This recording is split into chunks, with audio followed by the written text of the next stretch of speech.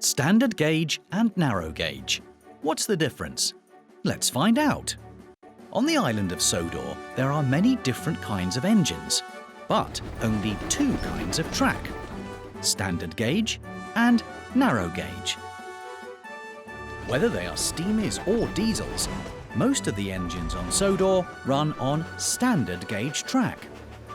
But some engines run on narrow gauge track, like Victor at the steamworks, and the narrow gauge engines at the Blue Mountain Quarry.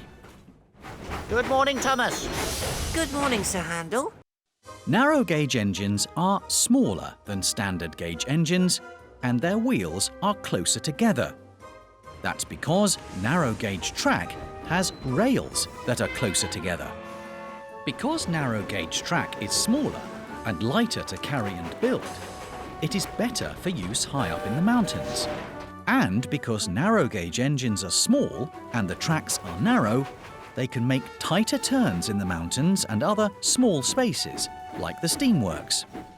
On the island of Sodor, there are two major narrow gauge lines: the Col de Fell mountain railway in the high hills, and the Skarloey line, which runs up from the steamworks at Crovan's Gate all the way up to the Blue Mountain Quarry.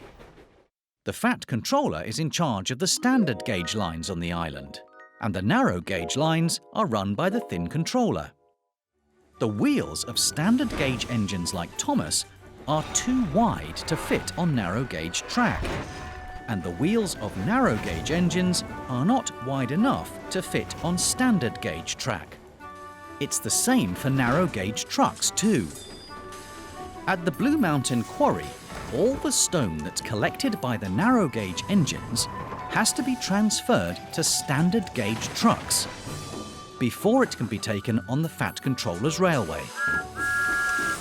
Narrow gauge and standard gauge. Two different sizes of track for two different sizes of engine. But big or small, they are all really useful.